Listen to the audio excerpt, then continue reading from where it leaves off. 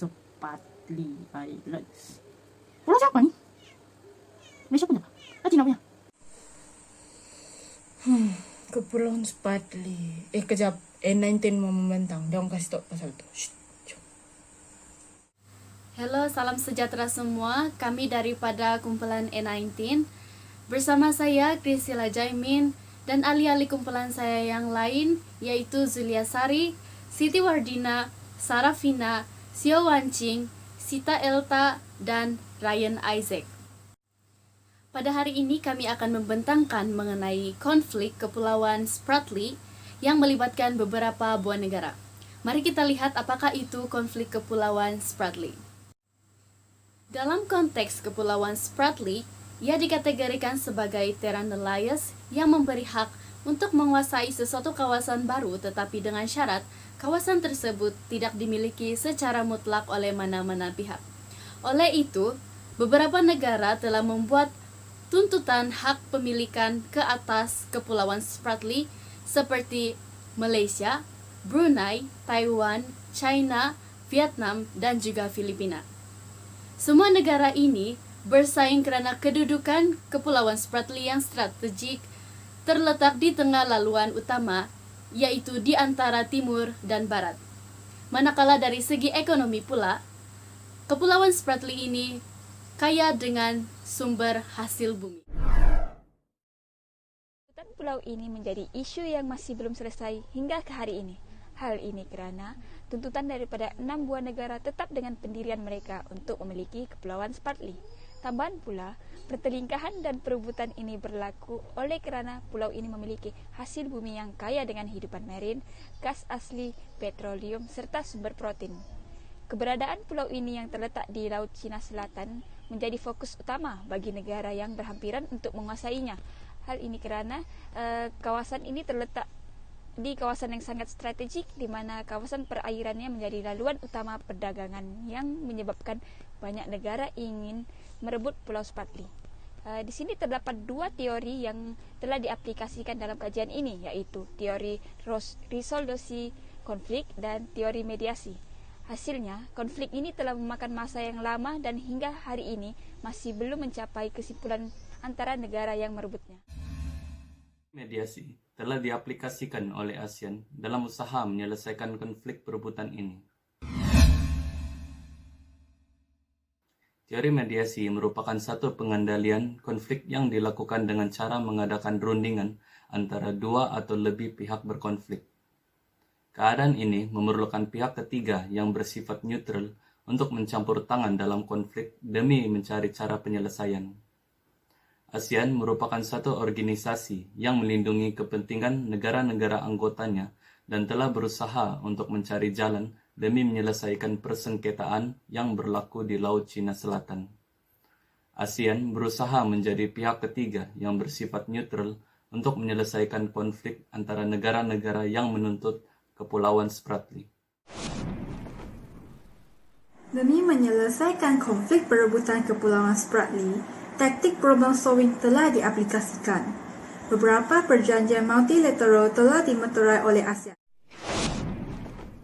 Antara perjanjiannya termasuklah Deklarasi Kuala Lumpur 1971 yang telah ditandatangani oleh perwakilan dari Menteri Luar dari 5 buah negara anggota ASEAN, iaitu yang pertama Malaysia, kedua Singapura, ketiga Indonesia, keempat Filipina, dan kelima Thailand. Deklarasi Kuala Lumpur 1971 ini membahaskan tentang kawasan keamanan, kebebasan dan berkecuali, iaitu Zone of Peace, Freedom and Neutrality. Dalam rundingan tersebut, kesemua pihak yang terlibat bersetuju bahawa matlamat mereka untuk mengekalkan Asia Tenggara supaya bebas dari campur tangan negara asing dan memperluaskan lagi bidang kerjasama. Oleh itu, Pulau Spratly ini tidak dimiliki oleh mana-mana pihak, tetapi sumber ekonomi di pulau tersebut adalah dikongsi bersama sesama negara anggota Asia. Keadaan ini telah mencapai status menang-menang.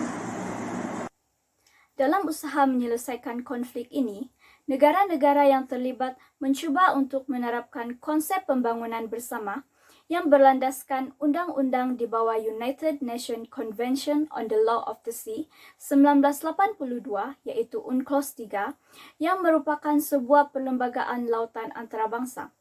Konsep pembangunan bersama ini ditekankan di dalam pasal 74-3 dan pasal 83-3 di mana ia menyatakan bahwa perjanjian sementara perlu diwujudkan atas dasar toleransi dan kerjasama antara semua negara yang terlibat dalam pertikaian. Bagi menyelesaikan konflik ini, saya mencadangkan supaya setiap negara dapat menerapkan Undang-Undang Laut Antarabangsa yaitu UNCLOS 3.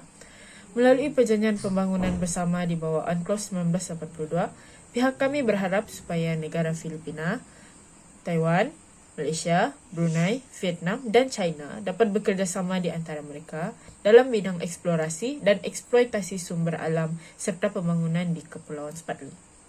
Kerjasama yang sudah dipupuk ini boleh dilanjutkan dalam bentuk perjanjian antarabangsa ataupun pembangunan bersama sumber alam yang memfokuskan perbincangan tentang struktur pembahagian sumber alam, kawasan yang dipertikaikan, penerapan undang-undang berkaitan subjek permasalahan pembangunan bersama, dan juga proses penyelesaian pertikaian. Meskipun kaedah yang berguna pakai undang-undang UNCLOS ini dilihat berpotensi dalam menyelesaikan konflik ini, namun kenyataannya sangat rumit untuk dijalankan karena pada tahun 2009, China telah menolak penggunaannya serta-merta atas dasar sejarah.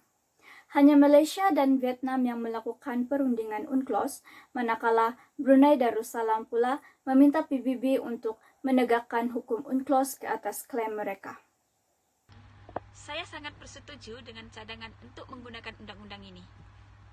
Saya daripada wakil Vietnam dan saya juga bersetuju akan penerapan UNCLOS dalam konflik ini. Saya mewakili negara China dan pihak kami menolak penggunaan UNCLOS ini atas alasan sejarah bahawa China berhak ke atas hampir keseluruhan kawasan Laut China Selatan.